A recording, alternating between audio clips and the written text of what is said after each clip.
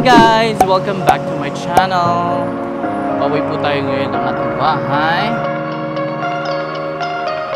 I'll just make a quick update for our interview. Tambay muna tayo dito ng very light para makapag-vlog tayo. Maganda kasi dito mag-ano tipo vlog. Hi! Welcome back to my channel guys. I'm Cherben. So for today, I'd like to share with you ang aking journey to 10-year visa. Wow! Confident! So, kahapon, March 19, nakapag-ano tayo guys, nakapag-success yung ating interview sa ating 10 years visa. Share ko lang sa inyo ang naging flow. Pumunta ako doon ng 8:45 yung aking interview. So dumating ako doon ng 8 pero hindi ko in-expect. Marami palang nakapila dahil marami din palang nag-i-interview. So ang nangyari is talagang on time lang sa aking schedule. And then what happened is, i-accept kayo doon sa pinakauna, yung pinaka-gate. Then bibigyan kayo, pag nakapasok na kayo, bibigyan kayo ng number. Huwag kayong magdala na ng mga cellphone and everything para hindi na hassle. Meron namang lagayan doon pero syempre mo pa deposit. Para iwas hassle, wag ka na magdala. Binigyan ako ng number, my number is number 74. Doon sa kabila ay yung fingerprint mo. Tapos tatanungin ka kung bago ba yung picture na in-upload mo. Sa akin bago naman. So after that, upo ka na naman dahil tatawagan, nakapila na kayo doon sa interviewer. Ito na yung moment of truth. So yun, pagpasok ko sa number 11 yung window. After that, tinanong na ako, good morning sir, how are you? Siya pa nagsabi sa akin. So ang sagot ko na kaagad, confidence talaga agad ay. Good morning ma'am, I'm good, how about you? Ganon ang labanan. So yung unang niyang sa akin can I have your passport? So binigay ko na agad. Yeah, sure. No problem. I prepared this document for you. Ganon ang aurahan. So okay, pinasok ko na yung passport. Medyo OA na medyo OA na yung mga sagot na ganyan. Pero ganun pa lang ginawa ko.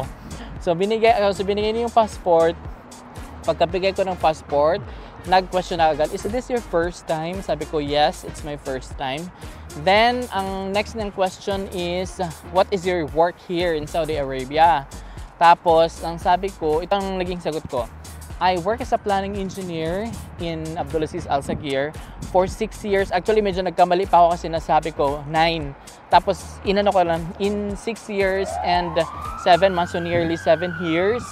And dinagdagan ko pa na I play the important role in the company since I perform this and this. So that's the reason why I need to come back after my vacation. So by that, naka-establish na ako na talagang babalik ako dito sa Saudi Arabia. At ngayon, next question niya is, where you would like to visit specifically daw sa US. Sabi ko na, I want to visit in New York City. I want to see and visit also Statue of Liberty, Times Square, yung dalawa lang. And then sinabi ko kagad na after that I will move to Washington DC for a White House experience. And since I'm an engineer, I will visit also San Francisco Golden Gate Bridge. So doon na, Golden Gate Bridge. Tapos next, nag-type na siya. Then ang sabi niya sa akin na next na question niya is, do you receive how many times you will have your vacation in a year? I only have once a year. Akala niya 2 beses ako may bakasyon sa trabaho. Type na naman siya. Then ang sabi niya pagka last na do you receive your accommodation allowance tsaka yung transportation allowance? Sabi ko naman na yes, I have that accommodation and transportation allowance. Pagkatapos na question, sabi niya kagad na congratulations, your visa is approved and wait for, hindi ko na narinig kung ilang araw yun dahil sa tuwa ako, nagganyan-ganyan na dahil nagganyan-ganyan na ako. Thank you very much ma'am, ganyan-ganyan. Hindi ko na narinig kung ilang araw, basta ang importante, hindi na niya binigay sa akin yung passport, tapos antayin ko na lang kung anong araw. So ngayon, nag-aantay pa tayo ngayon at siguro i-upload natin yung video pagka na-receive na natin yung aking passport. At ito guys, marami akong dinalang mga backup na documents. Nagdala ako ng bank statement, nag-book din ako ng mga hotel for reservations. Meron din yan, legit yan. Tapos yung nag-ticket din ako. Pero reservation lang yun. And then, ano pa ba? Nagdala din ako ng diploma, birth certificate, dinala ko na rin yun. Kasi baka tatanungin or whatever yung mga kailangan nila. So at least ready ako. Yung profession ko naman ay magkaiba sa aking ikama. So yun mga backup documents. Yun lang yung mga for the sake lang na kung kailanganin nila. Meron ako mga dalang documents na ganun. So, yan, passport lang yung tiningnan. Ganyan lang ka, Parang natutuwa pa nga ako kasi parang ang ng US, mas siya sa interview. Pero mas siya sa mga requirements sa interview.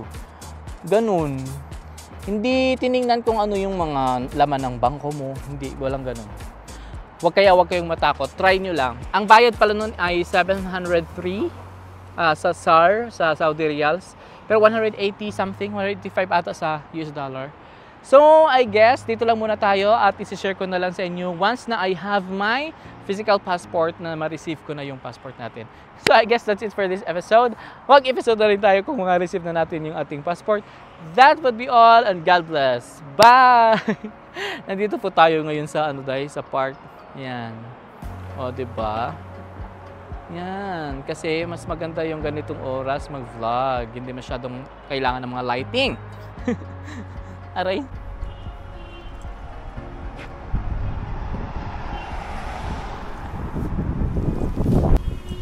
Ang ganda ng sundial, no? At least pag ganito kasi hindi siya agaw eksena na. Ang ganda ng kasi afternoon pa siya. Pauwi tayo ng trabaho, guys. Maaga tayo dahil Ramadan.